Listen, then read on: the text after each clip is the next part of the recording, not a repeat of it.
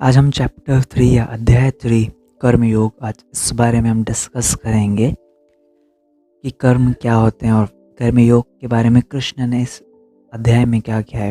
इसके साथ साथ आप जब इस वीडियो या ऑडियो को देखें, इसके बाद आप इस वीडियो को देखें, इसके बाद आप मेक श्योर करें कि आप गीता का जो चैप्टर है आप इसको थरली रीड करें और समझने की कोशिश करें जो मैंने कहा है और जो उसमें लिखा है वो कितना इंटरलिंक करता है, कृष्ण किस एस्पेक्ट में कह रहे हैं। जो मेरा काम यहाँ पर आपको इजीली समझाना है कि वहाँ लिखा क्या है।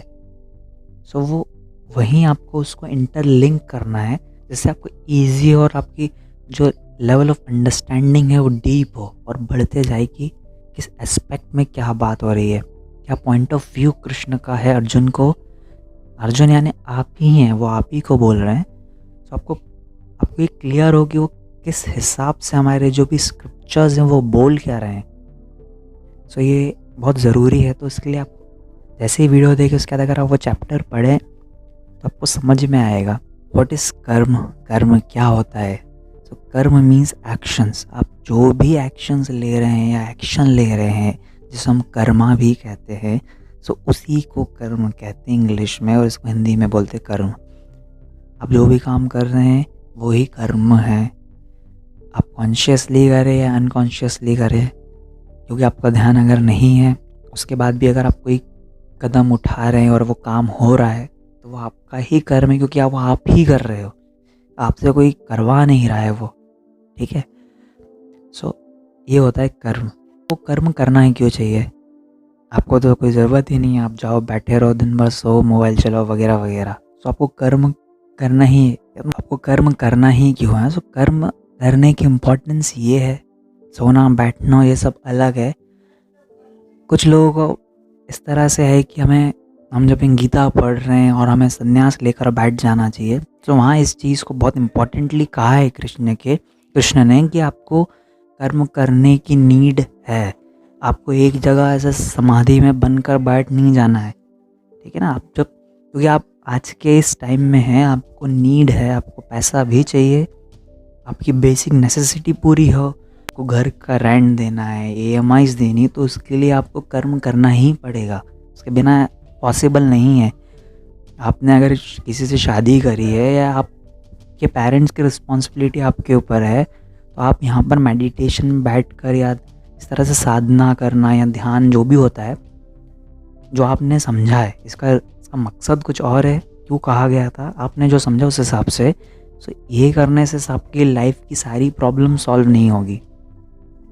सो इसलिए कृष्ण यहाँ बिल्कुल कह रहे हैं कि आपको क्यों करना है, क्योंकि आपकी बेसिक नेसेसिटी पूरी हो। आपको पैसे की ज़रूरत है, आपको एक पर्टिकुलर जगह से किसी पर्टिकुलर जगह जाना है तो आपको पैसे देने पड़ेंगे। आपको कुछ 1 किलो टमाटर लेना है तो आपको पैसे देने पड़ेंगे, और वो पैसे ऐसे ही नहीं आते हैं बैठने से। आपको वहाँ कुछ काम करना पड़ेगा, उसके आपको बदले में पैसे मिलते हैं। सही काम कैसे करें, ये बहुत ज़्यादा ही प्रॉब्लम होती है कि हमारे काम गलत हो जाते हैं।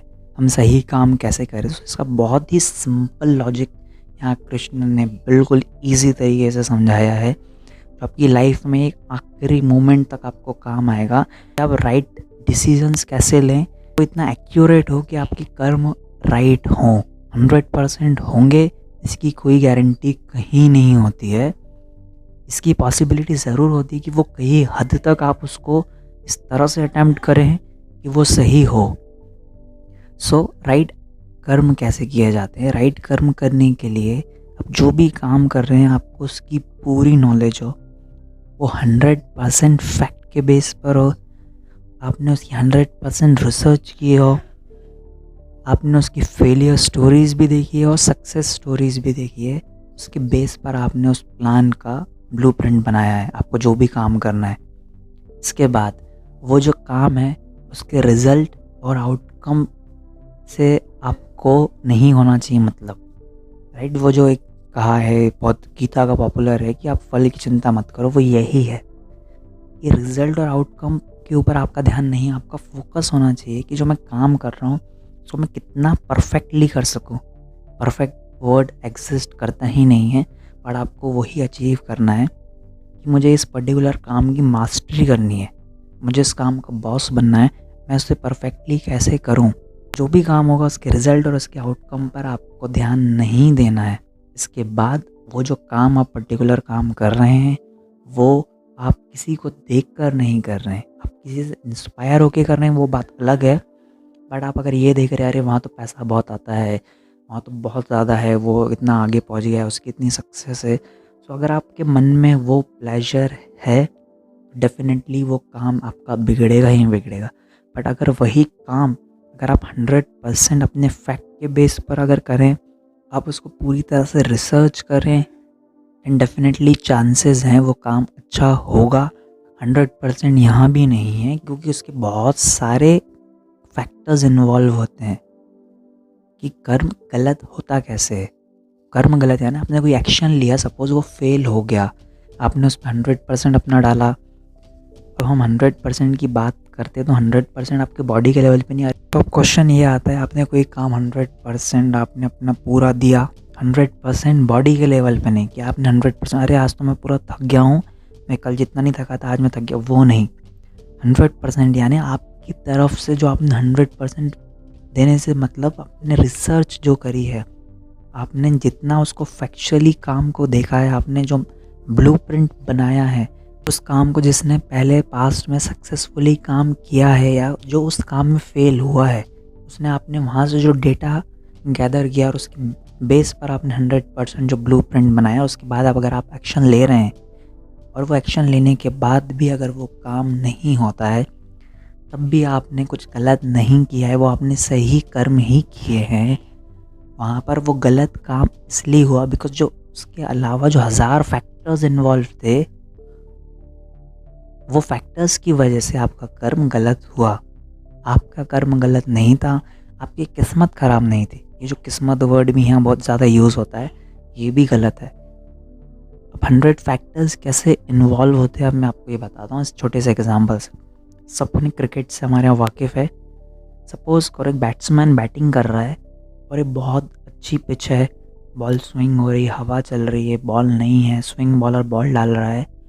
वो बॉल डालने जाता है, उसने बॉल अपने हाथ से रिलीज़ करी, वो बिल्कुल पूरी तरह से नेट पे प्रैक्टिस करके आया, एकदम मंझा हुआ बॉलर है, उसने सब कुछ ट्राई किया है, one of the best bowler है, उसने अपने 100% अपनी तरफ से सब कुछ किया एक बैट्समैन को आउट करने के लिए। स्लिप लगाई है, पिच ग्रीन है, पिच स्विंग वाली पिच है, वो बॉल डालता है, बॉल पिच से मूव होती है, बैट्समैन बॉल की तरफ खेलने जा रहा है, पर बैट लगता ही नहीं है, बॉल निकल जाती, वो बीट हो गया। फिर बॉल डालता है, फिर बैट्समैन बैट घुमाता है या बॉल डक करता है, तब भी बॉल मिस हो जाती है। वो कंटिन्यू 20 बॉल डाल रहा है, बॉल स्विंग हो रही है, बॉल में पेस है, बट उसके बाद ही वो बीट हो रहा है, उसके बैट लग ही नहीं रहा है। बैट्समैन बैट बॉल की तरफ जा भी रहा है, बट वो स्विंग इतना ज़्यादा हो रहा है कि वो बॉल बैट को छू नहीं रहा है या एज नहीं लग रहा है और वो आउट नहीं हो रहा है। तो अब इस एग्जांपल से बताइए इसमें किस्मत कहाँ से आई।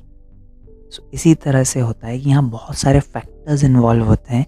अब बॉल की रिलीज़ ऐसी हो कि वहाँ पर या पिच में इतनी ज़्यादा हेल्प है कि बॉल इतनी स्विंग हो रही है कि बॉल बैट को मीट ही नहीं करी, बैट्समैन भी उस बॉल को नहीं कर पा रहा है, पिच में इतना बाउंस है। सो फैक्टर्स आ गए, पहला पिच, दूसरी हवा, हवा इतना तेज़ चल रही है कि बॉल को ज़्यादा ही मूव करा रही है। इसके अलावा थर्ड फैक्टर हो सकता है खुद बैट्समैन को पता है कि मुझे किस लाइन पर खेलना है, अगर बॉल उससे बाहर जाएगी तो मैं बैट वहाँ पर लेकर ही नहीं जाऊँगा। तो यहाँ पर बैट्समैन की स्किल भी आ गई। सो आप अपने 100% तैयारी करके आए, अपने बॉल डाली, आपने सब कुछ कोशिश करी, बट फैक्टर्स भी इन्वॉल्व करते हैं, सब कुछ आपके हिसाब से नहीं है वहाँ। यहाँ पर इसका अपोजिट ही कर लें, आप पूरी 100% तरीके से आए, आपको पिच ही इतनी ड्राई मिली कि ना बॉल मूव होगी, बैट्समैन वहीं सामने स्किलफुल है, आज हवा भी नहीं चल रही है, बैट्समैन तो शॉट ही खेलेगा, बिल्कुल फ्लैट पिच है, बिल्कुल ड्राई पिच है, स्पिन को मदद होती है, आप पेस बॉलर है, तो फिर आप यहाँ क्या कहेंगे, मेरी किस्मत ख़राब है। सो इस तरह से हज़ारों फैक्टर्स इन्वॉल्व होते हैं, उसके बाद एक वो होता है। बट आप जब प्रैक्टिस करते हैं, आप मुझे अपना बेस्ट देना है, मुझे हर चीज़ प्रैक्टिस करनी है कि मैं किस तरह से एग्जीक्यूट कर सकूं मेरे प्लान्स। आपको रिजल्ट पर फोकस नहीं करना है कि अरे मैं तो आज इसको भी आउट करूँगा, उसको भी आउट करूँगा, मैंने इसका भी विकेट लूँगा। तो ये रिजल्ट और आउटकम या आपका जो डिसीजंस होते हैं, वो किसी भी प्लेजर या किसी भी फीलिंग या पैसे की तरफ या कुछ चीज़ का लालच की तरफ अगर होते हैं तो आप 100% फेल होंगे। बट अगर आप अच्छी सी प्रैक्टिस करते हैं, लेकिन आपके जो डिसीजंस होते हैं वो फैक्ट के बेस पर हो, आप रिसर्च कर कराएँ, तो चांसेस हैं कि वो 99% तक वो सही होंगे। बट अगेन उसके बाद भी हो सकता है कि वो फेल हो, बिकॉज लॉट ऑफ फैक्टर्स वहाँ इन्वॉल्व होते हैं। तो इस तरह से कर्म गलत भी होते हैं। यहाँ पर किस्मत का कोई रोल नहीं होता, यहाँ फैक्टर्स इन्वॉल्व होते हैं। एट द एंड कृष्ण यहाँ एक चीज़ और जो मोस्टली इंपॉर्टेंट वो कहते हैं कि सपोज़ आपने अच्छी बॉल डाली, आपको विकेट मिल गया, आपने 7-8 विकेट ले लिए। सो वहाँ पर एक जब आप कंटिन्यू ये चीज़ करते हैं, आप अच्छी, क्योंकि आप जब 100% प्रैक्टिस कर रहे हैं, एक्यूरेट हर चीज़ कर रहे हैं, सब कुछ हो रहा है, उसके बाद अगर आप कंटिन्यू सक्सेस आपको आ रही है, तो वहाँ आपको अपने दिमाग में जो ईगो आ जाता है कि ये तो देखो मैं कर रहा हूँ। तो वहाँ कृष्ण बहुत अच्छा पॉइंट आउट करते हैं कि ये जितना भी काम हो रहा है कि तुम नहीं कर रहे हो, राइट। सो ये चीज़ भी बहुत इम्पॉर्टेंट है इस चैप्टर में कि ये आप नहीं कर रहे हो, क्योंकि अगेन वही क्वेश्चन घूम कर आ जाता है कि आप हो कौन। सो ये आगे देखने को मिलेगा आगे आने वाले चैप्टर्स में। इस चैप्टर्स में हम 34 श्लोक तक ही कवर करेंगे, जो उसके बाद के जो श्लोक्स हैं वो हम आगे कवर करेंगे, क्योंकि वो वही श्लोक से जो आगे भी आने हैं। सो इम्पोर्टेंटली यही इस चैप्टर में कि कर्म क्या होता है, आपको किस तरह से कर्म, सही कर्म करने चाहिए, और गलत कर्म कैसे होते हैं, और गलत कर्म कि आपकी किस्मत ख़राब होती है। तो ये सारे क्वेश्चंस के आंसर आई होप आपको मिले हों। तो अगर आपको कोई भी इस प्रकार से डाउट है तो आप इस वीडियो से रिलेटेड है, इस चैप्टर से रिलेटेड, तो आप उसे कमेंट कर सकते हैं। सो इस वाले वीडियो से इतना ही था कि कर्म क्या होता है, किस तरह के कर्म सही होते हैं, और आपको कर्म क्यों करना चाहिए। आई होप आपको ये वीडियो पसंद आया होगा। हम नेक्स्ट वाले वीडियो में जल्द मिलेंगे।